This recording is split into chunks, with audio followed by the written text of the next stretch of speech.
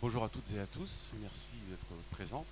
Je me présente, je suis Romuald Canavo, je suis diagnostiqueur immobilier depuis 22-23 ans et je suis également auditeur énergétique. Je passe la parole à mon collègue Emmanuel. Bonjour à tous, Emmanuel Aucouturier, je suis CEO de Audit Virtuel, passionné des vieilles pierres et du bâti depuis toujours.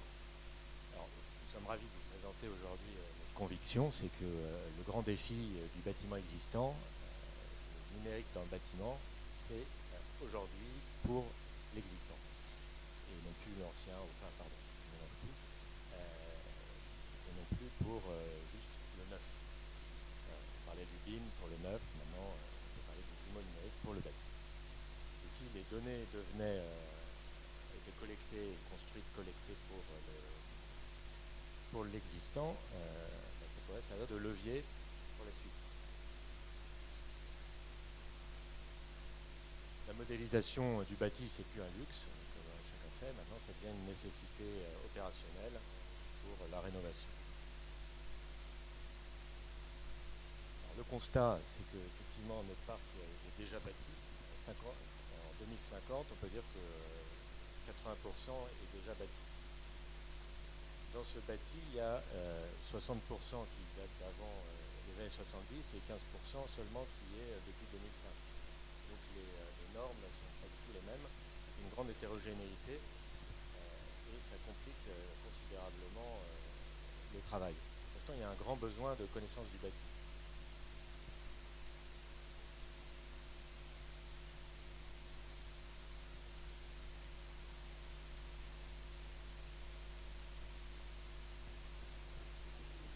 Durci. Le terrain s'adapte, le numérique devient une évidence.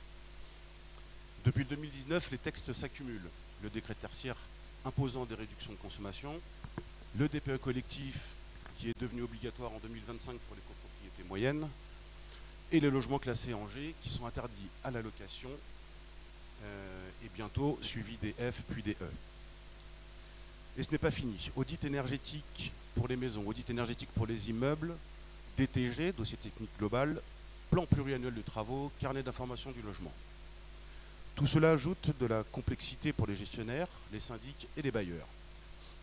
Le résultat, une pression réglementaire croissante. Mais aussi une opportunité de faire mieux, plus durablement, plus intelligemment.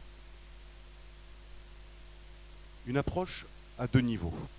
Pour répondre à ces enjeux, il faut combiner deux choses. Une approche terrain et une approche structuration numérique. Tout commence par l'observation, le relevé, la réalité physique. Le scan 3D fiabilise les surfaces, identifie les volumes, localise les réseaux.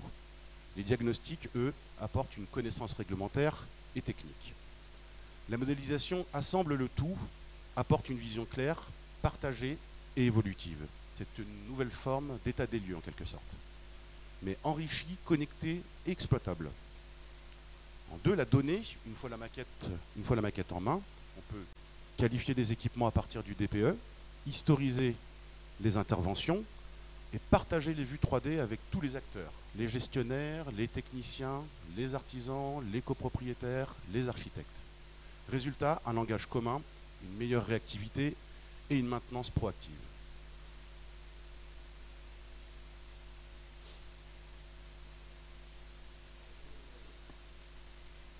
Qu'est-ce que c'est qu'un jumeau numérique? C'est ni un gadget, ni de la science-fiction.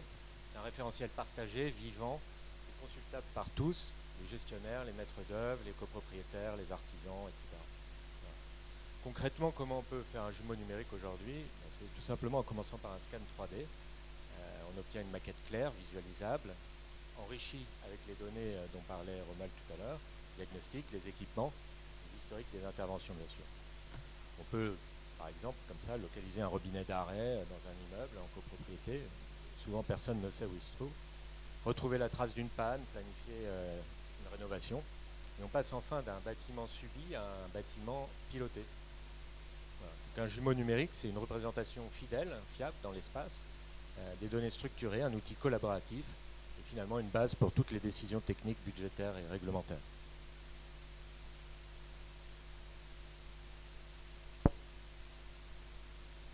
C'est à moi. Alors, qui capte cette information? Ce sont les professionnels du quotidien, les géomètres, les diagnostiqueurs immobiliers et les techniciens d'état des lieux. Ce sont eux qui sont au contact du bâti. Et ce sont eux qui peuvent transformer les observations brutes en patrimoine numérique structuré. Quelques cas concrets, 4 pour être précis. Un immeuble parisien de 30 lots, aucun historique. Une fuite en cave. Grâce aux jumeaux numériques, un copropriétaire peut documenter l'incident, l'envoyer au syndic, et le syndic va le partager avec le plombier. Donc on se retrouve dans une maquette numérique, donc la même chose qu'une visite virtuelle, dans laquelle vous pouvez vous déplacer, et dans lequel vous pouvez positionner très clairement ce que vous voulez identifier. Donc un robinet d'arrêt, une fuite, et ce partage est envoyé directement au gestionnaire qui, lui, l'envoie à l'artisan concerné. Un deuxième exemple, un gestionnaire dispose de 100 logements. Chaque rotation devient l'occasion de scanner, modéliser et intégrer les diagnostics. Un état des lieux 3D, une visite virtuelle, un plan exploitable, tout est là pour accéder à la relocation plus rapide. Exemple 3, un bailleur social. On peut scanner complètement les parties communes ainsi que les parties privatives, plancher, combles, chaufferie. Les équipements collectifs sont identifiés jusqu'au radiateur ou au ballon d'eau chaude.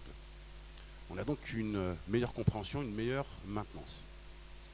Quatrième exemple, à la livraison, après travaux ou pour un immeuble neuf, la maquette 3D permet de localiser les malfaçons, suivre les levées de réserve, intégrer les preuves de réparation. C'est un outil de dialogue entre le MOA et le MOE, efficace et incontestable. Les bénéfices sont pour tous. Le gestionnaire peut anticiper, le technicien intervient mieux, le propriétaire valorise et la collectivité pilote. L'usager est enfin considéré. Pour nous, le jumeau numérique, ce n'est pas un luxe, c'est une hygiène de gestion, c'est aussi un argument de transparence et de confiance dans la durée. Car un bâtiment bien documenté, c'est un bien mieux transmis et mieux géré.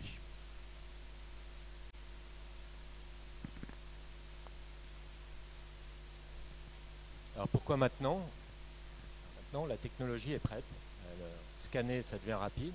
Autrefois, il fallait du matériel coûteux et lourd. Aujourd'hui, vous avez des scanners. On parle même, vous pouvez scanner des appartements avec vos téléphones. Pour scanner un immeuble, il faut du matériel un peu plus pointu, bien sûr. Mais bon, les outils de modélisation sont devenus accessibles. Et l'interopérabilité avec les logiciels métiers devient la norme maintenant. On a l'IFC pour le BIM. La visite virtuelle, le SaaS, etc., permet d'accéder aux données sans être lourdement équipé de logiciels fort coûteux. Et ce qui manque vraiment encore aujourd'hui, c'est la stratégie, la volonté collective et l'appropriation de ces outils par le terrain et par les copropriétaires. Voilà, c'est ce que nous, on essaye de porter depuis le début de notre aventure, il y a 4 ans. Voilà, en ayant bâti une solution pensée avec et pour les gens du terrain, ceux qui sont chaque jour dans les immeubles, les diagnostiqueurs, les géomètres, les techniciens qui réalisent des états des lieux, les gestionnaires qui ne connaissent pas toujours leurs immeubles. Voilà. Et bon, le but, c'est que la donnée doit circuler, être partagée, et c'est comme ça qu'on fait des villes plus résilientes, plus durables, plus sobres, bien sûr. Ce n'est pas une option, c'est un levier majeur pour les territoires.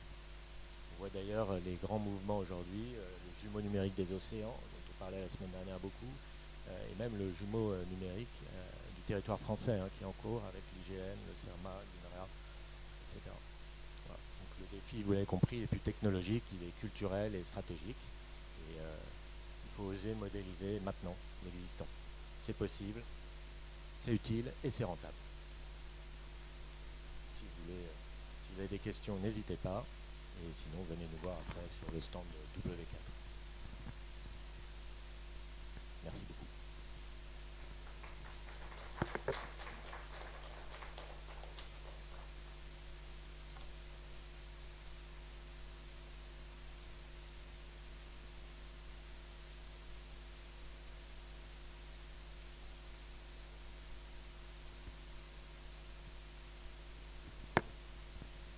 Pas de questions donc.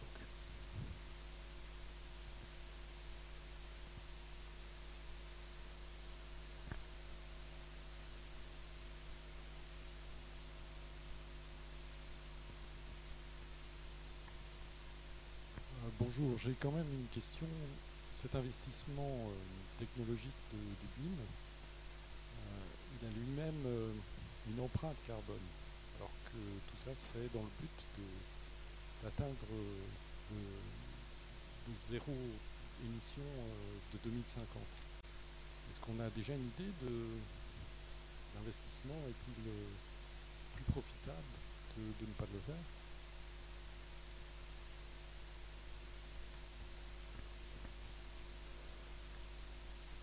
On peut faire un petit calcul rapide. Donc imaginons un immeuble parisien classique, 6 étages, les chambres de bonne et les caves. Modéliser les parties communes, par exemple, bon, ça va coûter entre 1000 et 1500 euros. L'hébergement de ces données va coûter une centaine d'euros par an. Combien coûte un déplacement à Paris d'un artisan juste pour venir faire un devis? Est-ce que vous avez une idée? Combien de déplacements par année on pourrait éviter comme ça, de déplacements inutiles?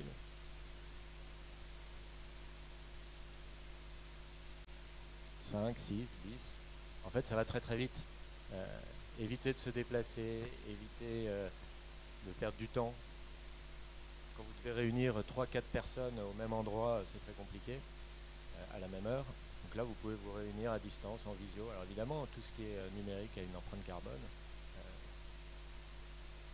Comment faire? Et en évitant des déplacements, on pense clairement qu'on l'a réduit, on évite des embouteillages, on évite plein de choses.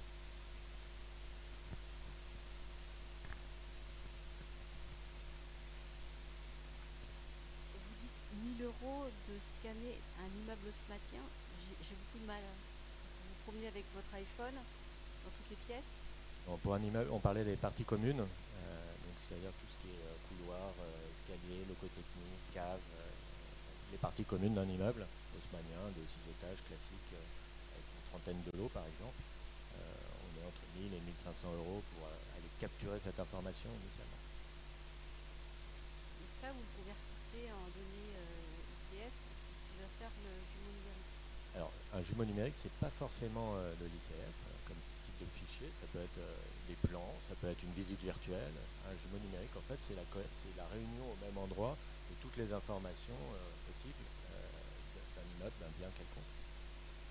Et pour les propriétaires, de faire des requêtes sur le linéaire de câbles ou une surface à repeindre, on peut questionner le jumeau numérique. Oui, vous pouvez prendre des mesures en fonction des types de supports qui ont été disponibilisés. Oui. Vous pouvez prendre des mesures, vous pouvez anticiper les futurs travaux que le DPE recommande de faire. On peut faire chiffrer par l'artisan à partir de la maquette, puisqu'on peut mesurer dans la maquette, donc il peut chiffrer ce que va coûter les mètres carrés d'isolation à poser sur tel ou tel mur. C'est un vrai outil de chiffrage au préalable et de consultation de plusieurs artisans sans qu'ils aient la nécessité de devoir se déplacer. Après, le scan, pour être précis, dans les parties communes, c'est pas à partir d'un téléphone. Comme on veut que la qualité soit optimale, c'est plutôt un appareil sur trépied type géomètre que l'on dispose en avançant au fur et à mesure dans les parties communes. Tout ça mis bout à bout permet d'avoir une visualisation en 3D et d'interagir avec la maquette. Donc on peut mesurer, mais on peut également signifier dans la maquette tout ce qui peut apparaître dans le DTG par exemple, ou dans le projet de pluriannuel de travaux. Donc les améliorations, les travaux à moyen ou à long terme sont positionnés dedans, et au fur et à mesure, on peut remplacer les travaux qui ont été faits par un nouveau scan qui remet à jour et conserver l'ancien modèle en fait. Ça, c'est tout à fait possible. Donc on peut traiter autant les parties communes en termes d'amélioration pour le plan pluriannuel, mais également les appartements pour la note énergétique. Pouvez-vous nous indiquer la proportion de bâtiments tertiaires, voire secondaires, qui sont sous jumeaux numériques, et est-ce qu'on dispose aussi de cette donnée sur le logement individuel et vers quoi vous pensez qu'on doit tendre? Est-ce que le jumeau numérique qui va aider les syndics dans les bâtiments haussmanniens est une forme d'avenir pour la façon de gérer l'immobilier résidentiel? On n'a clairement aucune donnée précise. En tout cas, sur le bâti résidentiel, il y a très très peu de jumeaux numériques, évidemment. Je pense que vous le savez. Dans le tertiaire, à part du neuf qui a été conçu avec du BIM, mais ce BIM il n'a jamais été actualisé, extrêmement rarement, parce que le coût est colossal, et entre les prévisions des plans de construction et la réalisation, il y a évidemment des écarts, donc c'est jamais mis à jour. Donc en fait, c'est quasi nul, à proprement parler. Parce qu'on est parti d'un système de BIM global, avec des données complexes, etc. Et ce que veut, justement, on essaye, notamment pour le résidentiel, hein, mais ça marche aussi pour le commercial, et donc le tertiaire d'une manière générale, c'est quelque chose de beaucoup plus simple, d'abordable, et qui soit exploitable par tout un chacun. C'est pour ça que l'image, la visite virtuelle, tout le monde connaît, tout le monde a cherché un appartement, a surfé dans une visite virtuelle via son téléphone, via son ordinateur de bureau, etc. Donc c'est vraiment un accès plus simple en recherche. Et juste pour compléter, on n'a pas de données parce qu'en fait, on s'est rendu compte que la visite virtuelle, elle a très longtemps été utilisée surtout pour commercialiser, donc soit pour vendre ou pour louer un bien immobilier. Et on se rend compte qu'en fait, une fois que cette maquette a été réalisée et que la commercialisation est réalisée, en fait, elle ne sert plus à rien à les jeter. Et nous, on s'est dit, mais cela est dommage parce que moi, en tant que diagnostiqueur, qui suis là pour indiquer ce qui ne va pas dans l'appartement, c'est dommage de ne pas pouvoir transmettre au futur propriétaire ou au futur locataire tout ce qui concerne l'utilisation au quotidien, l'historique, et d'avoir quelque chose qui permette d'avoir une traçabilité dans le temps et de savoir quelles ont été les précédentes interventions, mais pas que.